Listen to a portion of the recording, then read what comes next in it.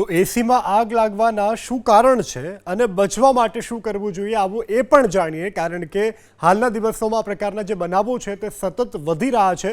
ત્યારે કેવી રીતે બચી શકાય તે ગ્રાફિક્સના માધ્યમથી સમજવાનો પ્રયાસ કરીશું. તો પાક્કું એસી ફાટશે. એસીમાં બ્લાસ્ટ કેમ થાય છે?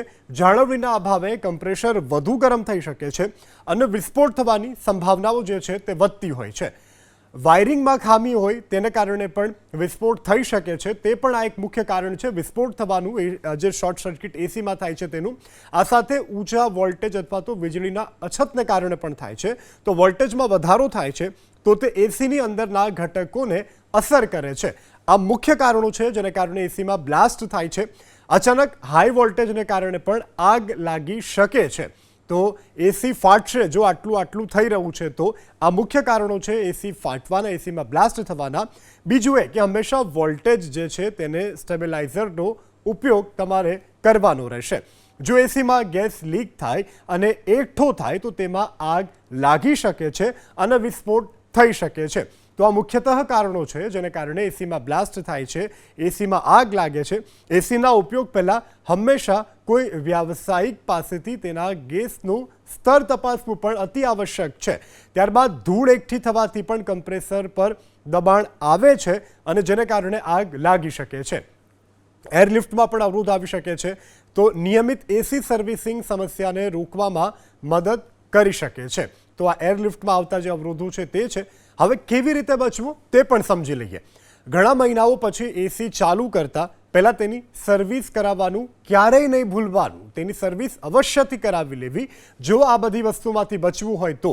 ત્યારબાદ હવે કેવી રીતે બચવું તેની જો આગળ વાત કરવામાં આવે તો કમ્પ્રેસર ગરમ હોય તો તેને તાત્કાલિક તપાસો. જો તમને લાગી રહ્યું છે કે કમ્પ્રેસર ગરમ છે તો તેને તાત્કાલિક તપાસવું જોઈએ. ગેસ લીકેજથી સાવધાન રહેવું જોઈએ અને વોલ્ટેજ સ્ટેબિલાઇઝરનો ઉપયોગ પણ કરવો જોઈએ. તો આ બચવાના જે ઉપાયો છે તે પણ ગ્રાફિક્સના માધ્યમથી સમજાવવાનો પ્રયાસ કરી રહ્યા છીએ.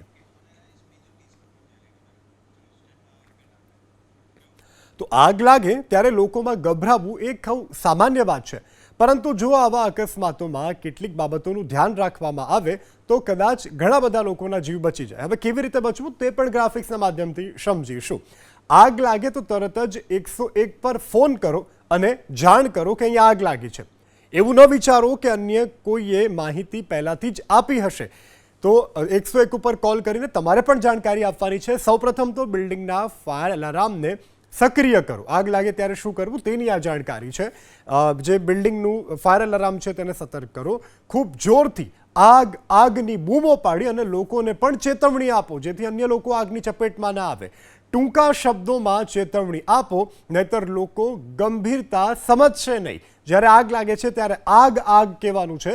લિફ્ટનો ઉપયોગ કરશો નહીં, ફક્ત સીડીનો ઉપયોગ કરો. જ્યારે તમારા રહેણાંક એકમમાં આગ લાગે છે ત્યારે ખાસ કરીને લિફ્ટનો ઉપયોગ નહીં કરવાનો. ધુમાડાથી ઘેરાયેલા હોય તો નાક અને મોંને ભીના કપડાથી ઢાંકો. જ્યારે આગ લાગે છે ત્યારે આટલી તકેદારી રાખવી અતિ આવશ્યક છે. તો ઘર અને ઓફિસમાં સ્મોક ડિટેક્ટર્સ ઇન્સ્ટોલ કરાવો જેથી કરીને ધુમાડો જે છે તે બહારની સાઈડ જાય. ઘટના સ્થળથી નજીક ભીડને મંજૂરી આપવી નહીં. જ્યાં આગ લાગી છે ત્યાં લોકોએ મોટી માત્રામાં એકઠા ન થવું. કપડાં પર આગ લાગે તો જમીન પર સૂઈ જાઓ અને રોલ કરો જેથી કરીને તમારા શરીરને તમે આગથી બચાવી શકો છો. તો આ કારણો છે આ કે કેવી રીતે આગથી બચી શકાય.